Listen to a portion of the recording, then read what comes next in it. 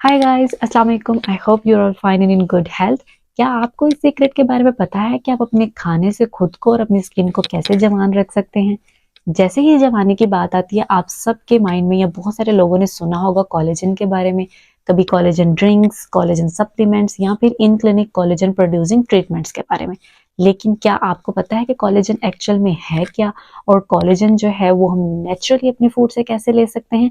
इस सब के बारे में हम बात करेंगे आज के व्लॉग में। तो अगर अभी तक आपने मेरे चैनल को सब्सक्राइब नहीं किया है तो जल्दी से सब्सक्राइब कर लीजिए।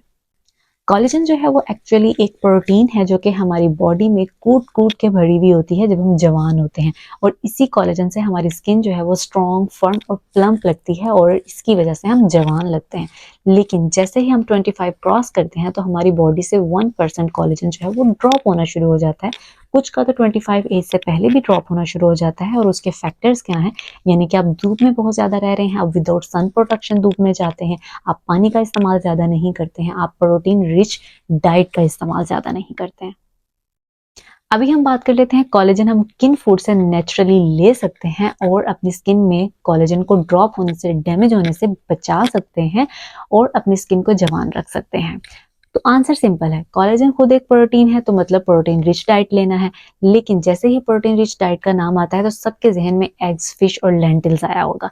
एग, फिश और लेंटिल्स आपकी स्किन में एक बहुत ही अहम किरदार अदा करते हैं प्रोटीन बनाने का, कोलेजन बनाने का। लेकिन कुछ लोगों को एग, फिश और लेंटिल से एलर्जी भी होती है। तो आपने, अगर आप एलर्जिक हैं इन चीज़ों से, तो आपने इनको बिल्कुल लेने का रिस्क नहीं लेना, क्योंकि हमारे पास बहुत सारे और फूड्स भी हैं जिनसे हम कोलेजन को प्रोड्यूस कर सकते हैं। Omega 3 fish oil, omega 3 fish oil की बहुत सारे लोग सप्लीमेंट्स भी लेते हैं। लेकिन क्या आपको पता है कि ओमेगा 3 वॉलनट्स यानी कि अखरोट, बेसिल सीड्स यानी कि तुख्म लंगा में बहुत ज्यादा रिच क्वांटिटी में पाया जाता है। तो बजाय आप सप्लीमेंट्स लेने के, आप वॉलनट्स और बेसिल सीड से भी ओमेगा 3 इजीली हासिल कर सकते हैं। ओमेगा 3 जो है वो इटसेल्फ कोलेजन प्रोड्यूस नहीं करता, लेकिन ये कोलेजन प्रोडक्शन को बहुत अच्छा इन्वायरमेंट दे देता है। यानी कि ये स्किन इन्फ्लेमेशन होने से बचाता है, यानी जिसे हम सोजिश कहते हैं, उसको होने से बचाता है। आपकी स्किन को हाइड्रेट रखता है, जो कि एक बहुत ही अच्छा किरदार प्ले करता है आपकी कोलेजन प्रोडक्शन में।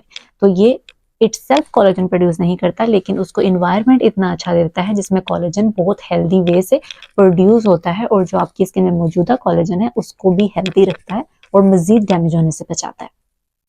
ग्रीन लीफी वेजिटेबल्स यानी कि ब्रोकली, कुकम्बर, स्पिनच वगैरह। याद रखें कि ग्रीन लीफी वेजिटेबल्स में विटामिन सी बहुत ही ज्यादा अमाउंट में पाया जाता है, जो कि आपकी कोलेजन प्रोडक्शन में एक वाइटल रोल प्ले करता है। विटामिन सी जो है वो खाली कोलेजन प्रोडक्शन में हेल्पफुल नहीं होता, बल्कि ऑन द टॉप आपकी स्किन लाइटनिंग में भी हेल्पफुल होता है।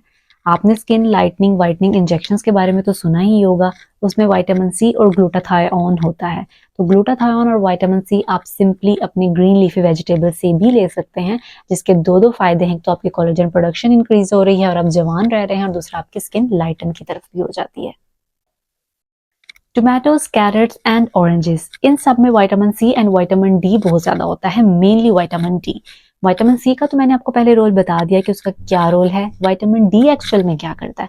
विटामिन डी जो है वो आपके ओल्ड कोलेजन को रिपेयर करता है। यानी कि जिन लोगों का धूप में आना जाना ज्यादा है, या काम ऐसा है कि उनको धूप में रहना होता है, तो धूप में क्या होता है कि आपका ओल्ड कोलेजन यानी कि जो आपका एग्जिस्टिंग कोलेजन है वो डैमेज होना शुरू हो जाता है, जिसकी वजह से आप बूढ़े जल्दी होना शुरू हो जाते हैं।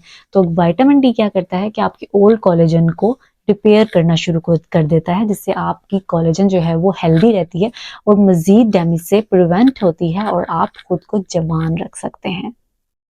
गार्लिक यानी कि लहसुन, बहुत सारे लोगों ने ये तो सुना होगा कि ये ब्लड प्रेशर को कंट्रोल करने में हेल्पफुल होता है। तो जी हाँ, ये कोलेजन को प्रोड्यूस करने में भी उतना ही हेल्पफुल होता है, और आपके ओल्ड कोलेजन को रिपेयर करने में भी। और इस तरह से ये आपको जवान रहने का मौका देता है। बहुत सारे लोग इसको एज इट इज भी खा लेते हैं, लेकिन जरूरी नहीं है कि आप इसको एज इट इज ही खाएं। आप सिंपली क्या कर सकते हैं कि जो भी आप खाना बनाएं उसमें आप पकाते हुए गार्लिक को ऐड कर लें। आज के व्लॉग का करते हैं यहीं पे एंड। आई होप आपको ये व्लॉग अच्छा लगा होगा, तो please like, share and subscribe करना नहीं भूलिएगा।